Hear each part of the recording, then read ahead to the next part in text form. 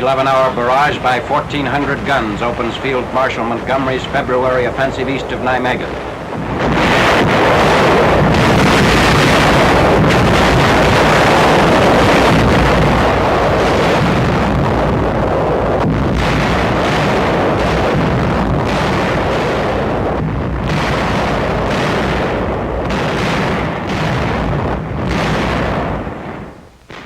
At 10:30 hours, 8 February, infantry of the 1st Canadian Army jumps off on a front between the Maas and the Rhine. In the path of the drive is the Reichswald, its natural barriers strengthened by a belt of Siegfried-Line pillboxes which run through the forest. Thick minefields and anti-tank ditches also confront the troops under General H.D.G. Creerar's command. A pillbox is knocked out.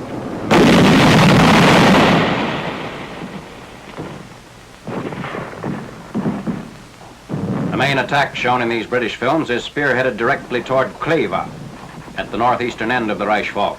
According to intelligence reports, the Nazis are forced to bring up divisions from the Cologne Plain to meet this latest thrust. The Canadian 1st, one of the armies of Field Marshal Montgomery's 21st Army Group, is disclosed to be about 75% British. Inundations in the Rhine lowlands, coupled with terrain made muddy by an unexpected thaw, are among the great handicaps to the advance. However, the front, which originally extended 4 miles, is gradually expanded.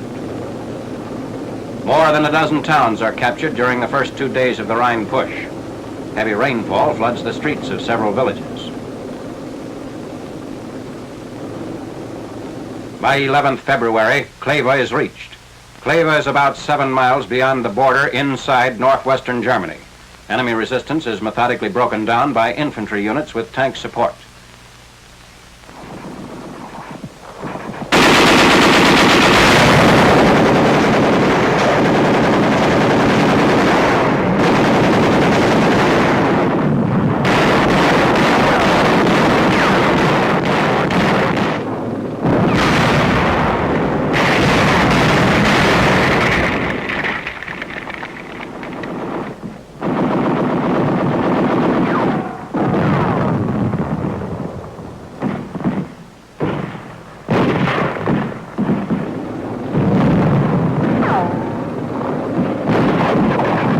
Had a pre-war population of 22,000, and as of 12th February is the largest German town captured by the British and Canadians in their drive southeast toward the Ruhr.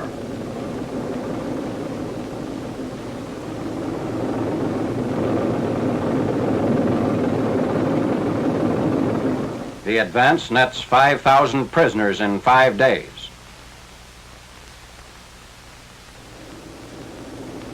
Below Kleve, Britons and Canadians drive on Goch, junction for roads running into the industrial district west of the Rhine.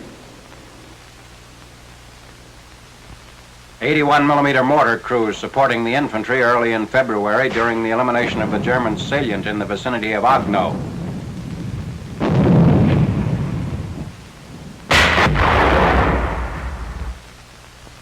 Company M, 3rd Battalion, 313th Regiment, 79th Division, supplements its ammunition stock with German 80mm shells for use in the 81mm mortar. According to the company commander, the difference of 1mm in the tube of the mortar makes accuracy of fire impossible. The objectives are enemy strong points across the Moder River.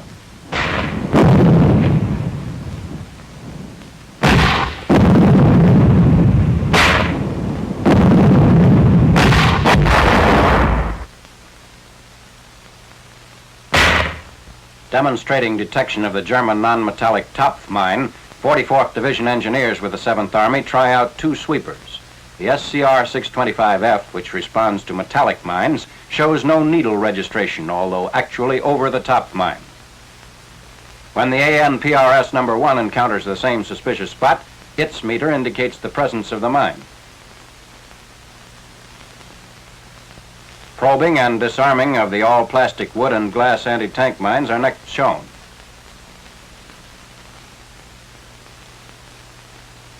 Last November, a German field manual dealing with the Topf mine was located and reprinted by the 15th Corps Engineer Intelligence Section.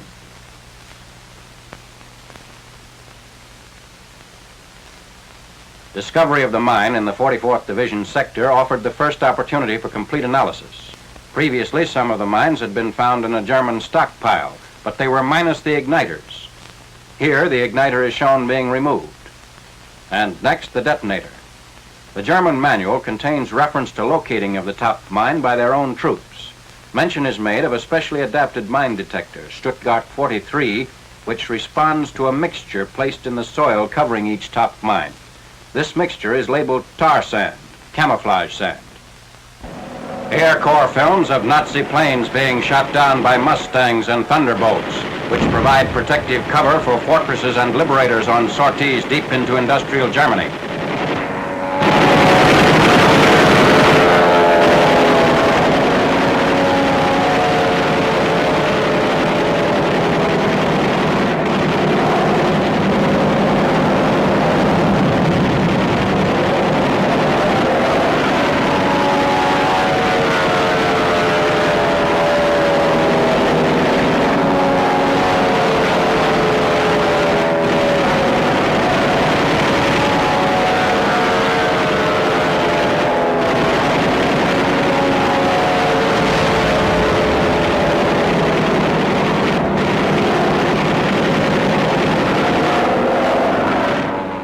Air Force fighters strafe rail targets.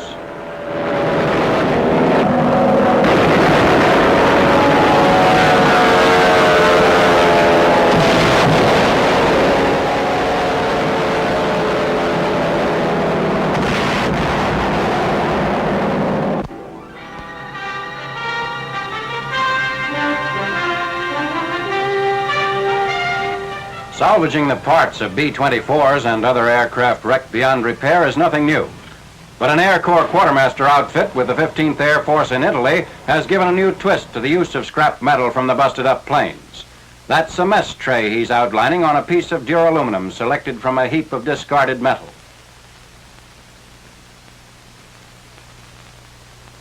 When they get a sufficient amount of adequately sized old metal, they'll start producing the trays for the boys at the base.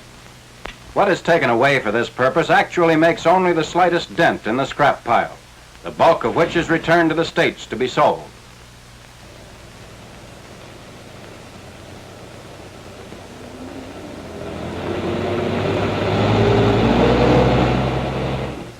The scrap metal is unloaded at the quartermaster machine shop, where the design and method for producing the trays have already been worked out. After cutting off the rough edges, the selected pieces are given an acid bath. A tech sergeant with experience as a die maker perfected the mold, and the rest is as simple as all this. The press is, of course, standard equipment belonging to the machine shop.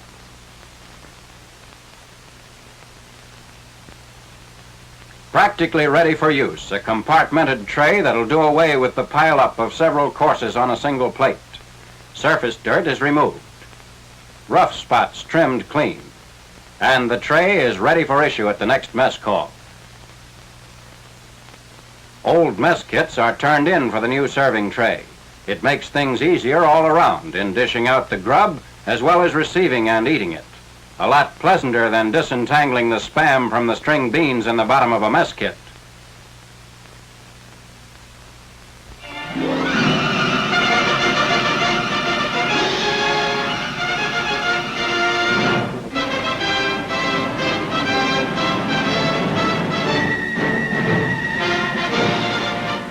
Preparing to respray Saipan with a DDT solution. Men of the 743rd Medical Sanitary Company load 5-gallon tins of the Army's insecticide. Soon after initial landings here last summer, an oily solution of DDT was sprayed from the air over jungle and swamp. The resulting extermination of disease-bearing mosquitoes and flies was commended by Brigadier General Raymond W. Bliss, Assistant Surgeon General. He said, "Now, if one mosquito is located, we consider it comparable to finding a four-leaf clover." Respraying is necessary because the toxic effect of the insecticide wears off about every 4 months. After being poured into drums, the DDT solution is pumped into a converted belly tank inside the plane.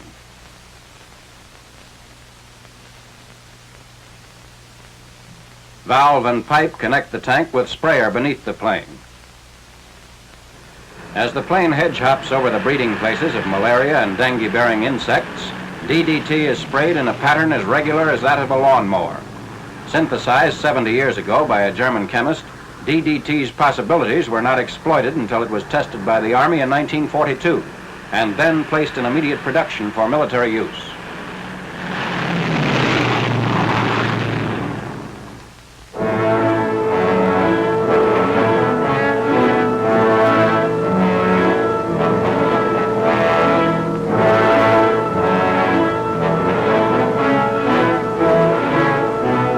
On 21st January, British units approached Rumri Island, 50 miles south of Akyab, for the second Burma landing within a month.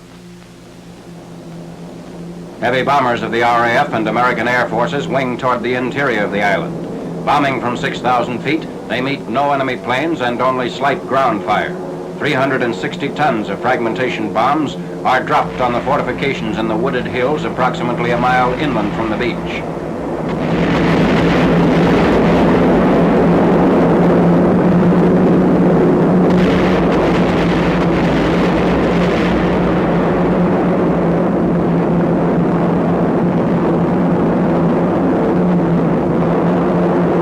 Navy opens up against shore installations.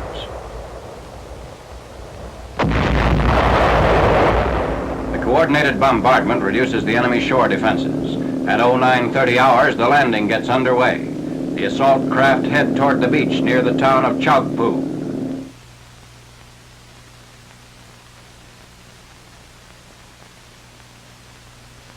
The men encounter practically no opposition. Within an hour of the initial landings, a beachhead is secured on the end of a heavily mined but disused airstrip.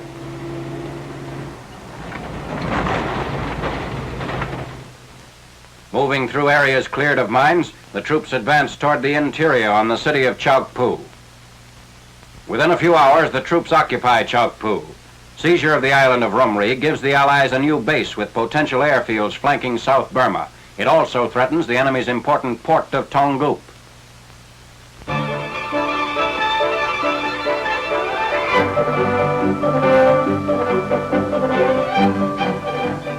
Air Corps films of an aircraft plant in India. Under U.S. Army direction, it is servicing ships of the 10th Air Force and other Allied flying commands. 20,000 Indian employees and 200 American civilian supervisors work in ships. The modern plant has its own foundry, sawmill, and laboratory facilities. 3 times the management of this factory was bombed out of similar plants established in China. They were also chased out of Burma by the Japs. In May 1941, with the support of the Mysore state, they completed the factory at its present location. It is equipped to handle any type of airplane job. The plant's output for the past year included the overhauling of 650 planes and more than 2,000 engines. In addition, 16,000 belly tanks and many gun sights and gun mounts were manufactured here.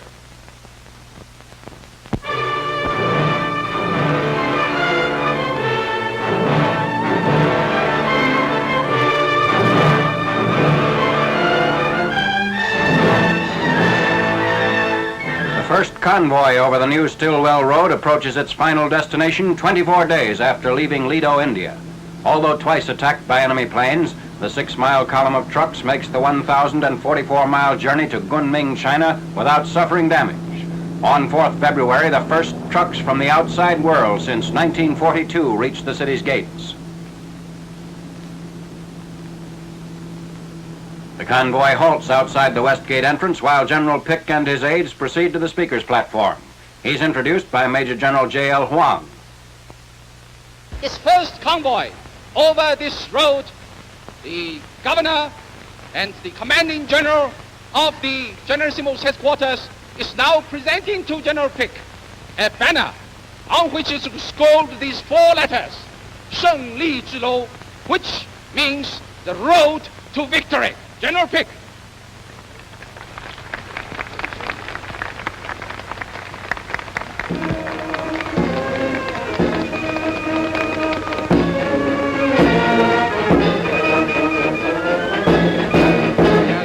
General Pick is going to say a few words.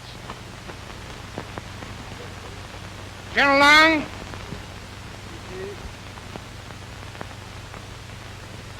as convoy commander, and on behalf of the officers and men of the first convoy over the Lido-Burma Road to Kunming, China, I accept this banner in their behalf. It should be placed in a conspicuous place where all of the people who are involved with transportation over this great road may see it and be inspired to carry on and deliver many, many more convoys into China. After the ceremony, General Pick and his party leave the stand with Lung Yun, governor of the province of Yunnan.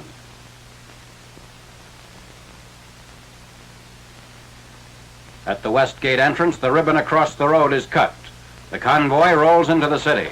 Firecrackers and cheers greet the trucks as they pass through the streets.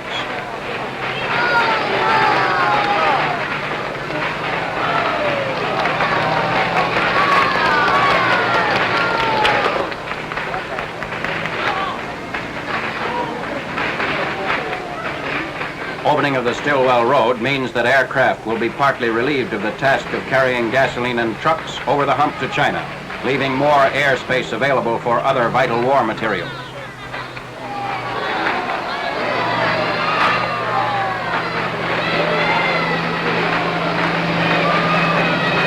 Hold on my camera. The road's engineers figure on 60,000 tons a month of all types of munitions and supplies being carried over the new land route.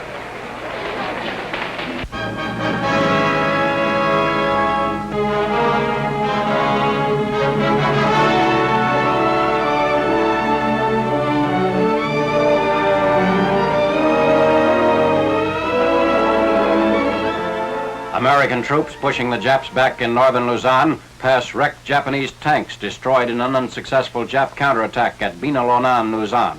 At least 20 enemy tanks were knocked out in this action. A Jap who tried to commit suicide with his hand grenade, killed before he could pull the pin. The drive south on Manila sees heavy fighting at Kamiling by units of the 14th Corps. Advance elements fanned out south and east on the Lingayen Plain leading to the Philippine capital.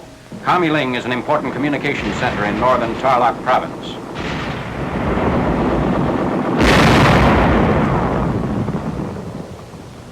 The troops push forward along the highways through Kamiling and Tarlac on the road to Manila.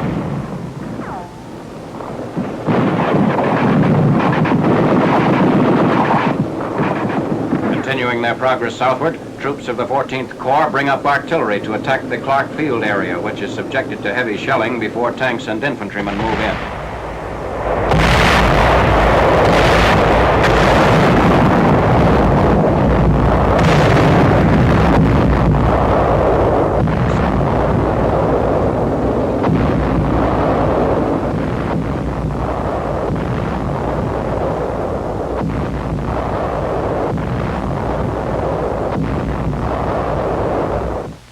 Clark Field glittered with abandoned enemy aircraft and equipment.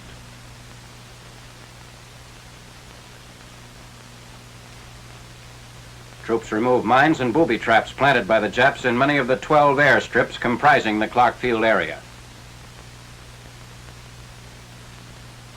General MacArthur at Clark Field, 26 January, shortly after our troops had driven the last Japs from the sector.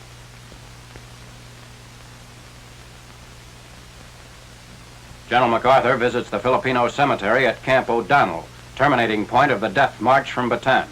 The camp was captured in the push on Clark Field and nearby Fort Stotzenburg.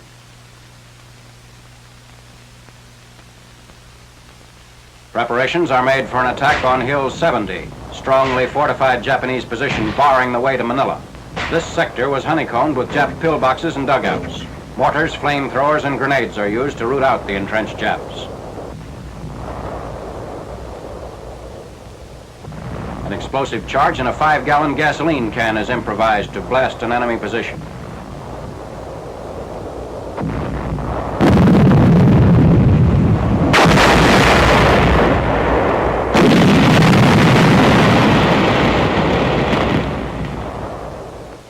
A second front is set up on Luzon. Tanks and infantry of the 8th Army's 11th Corps, which were put ashore in a surprise landing northwest of Subic Bay, push inland in a flanking movement on Manila.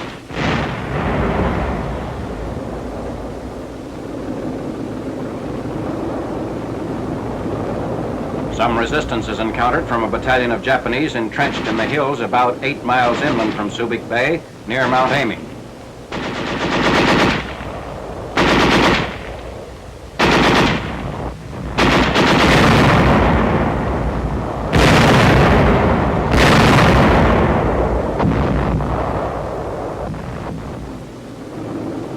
The Japs, unable to contain our advance on Manila, set fire to the area before retreating. A third front strikes Luzon from the south. Paratroopers of the 11th Airborne Division, attached to Lieutenant General Robert L. Eichelberger's 8th Army, aid the swift advance of the American troops in the drive on Manila by seizing Togatai Ridge, a road junction in the southern edge of the Cavite province.